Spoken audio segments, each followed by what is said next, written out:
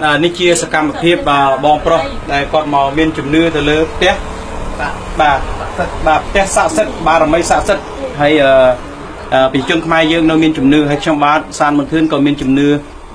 ទៅលើបារមីស័ក្តិសិទ្ធិផងដែរជាងហើយខ្ញុំបានក៏អុជធូបមួយគាត់ហើយក៏បានចូលលុយតិចតួចកសាងដូចជាវត្តហើយក៏ជាដាក់ទំនឹបបាទតិចតួចព្រោះខ្ញុំបានកសាងបាទកសាងភ្លើងហើយខ្ញុំលុយថ្លៃភ្លើងនេះបាទហើយខ្ញុំបាទសានមន្ទឿនជាអ្នកខ្សែក្រីក្រលំបាកដែរចឹងហើយសូមមកបានមកយកព័ត៌មានហើយសូមអុជធូបបន្តិចបាទសូមអញ្ជើញកាមេរ៉ាមេត្តាចាប់បាទនេះគឺជាបងប្អូនយើងដែលមកបន់ស្រន់ហើយទទួលបានស័ក្តិសិទ្ធិហើយក៏បានមានការបន់ស្រន់នេះគឺជាបងស្រីហើយចុះបងស្រីងាយមិញបងងាយមិញមកឲ្យថាបាត់គោមិញបងបាត់គោខ្ញុំអុជធូបបន់ទៅតែបាត់ទោះមកបាទអញ្ចឹងបងនៅផ្ទះក្បែរនឹងហើយនៅបន់ស្រន់ទៀតបន់ដែរបាទបន់បាទគឺថាបាទសូមអញ្ជើញតោះសូមមេត្តាមកបងជួយអស់នេះបាទមកបាទបាច់ចាំរានចាប់ហ្នឹងបាទមកបងជួយទាំងអស់គ្នាមកបាទខ្ញុំនិយាយលឺបណ្ដោយណាបាទខ្ញុំបាទសានមន្ទឿនបាទនៅកាសែតសូមឲ្យសេចក្តីសុខសេចក្តីចម្រើនពិសេសសូមធ្វើដំណើរតាមផ្លូវយកព័ត៌មានឲ្យបានសុវត្ថិភាពបារមីស័ក្តិសិទ្ធិទាំងអស់បាទគ្រប់ទិសទីទាំងអស់ពិសេសសូមឲ្យពលក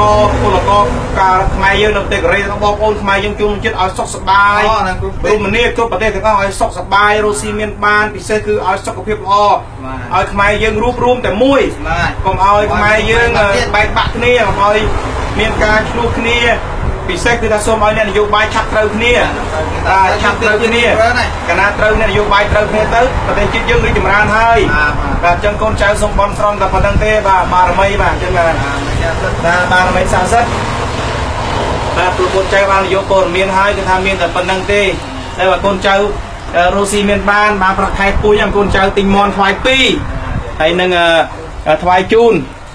បាទហើយនឹងជ័យទី2ស្និទ្ធជួយកសាងហើយបាទជួយកសាងហើយឥឡូវបងធ្វើប្រាសាទឲ្យវិញ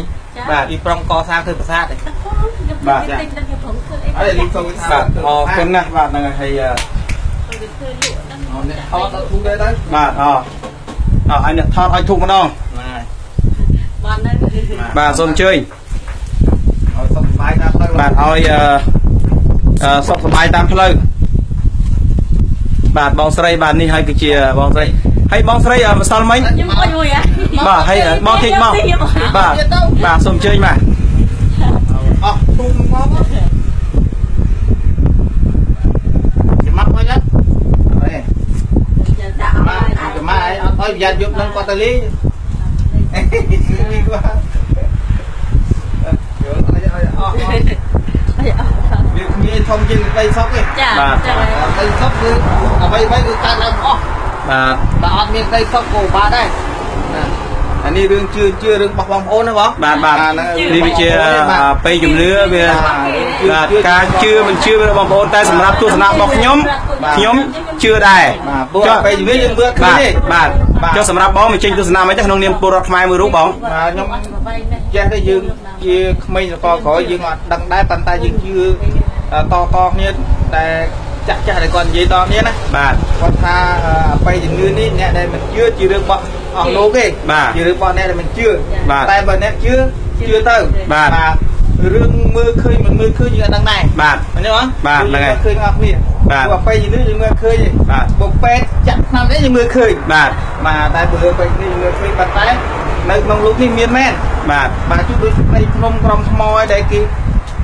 ជឿគេទៅការពារដែលតាព្រៃភ្នំអីគោកអីដូចជានៅក្នុងភ្នំលែននៅបាទហើយភ្នំបន្ទុកនោះបាទមកសតបាលមកអរគុណហើយចុះបងស្រីមិនចឹងបងស្រីសម្រាប់ទស្សនៈបងក្នុងប្រកខ្មែរមួយពេលជំនឿយ៉ាងម៉េចបងក្នុងផ្ទះបារមីផ្ទះខ្មោចទីស័ក្តិសិទ្ធិនេះបង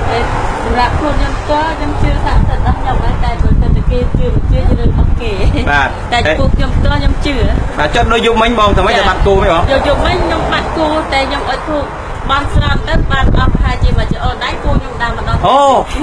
ហើយអញ្ចឹងបងយប់មិញភ័យបាត់គោប៉ុន្មានមួយបាត់គោមួយហើយម្សិលមិញថ្ងៃសៅរ៍ទេចា ខ្ញុំភ័យឲ្យធូប បាទឲ្យធូបបនប៉ុន្តែផ្ទះបងចូលផ្ទះបងទេបាទបាទនេះគឺផ្ទះបងស្រីបាទផ្ទះបងស្រីជាប់ព្រំនឹងតែម្ដងបាទ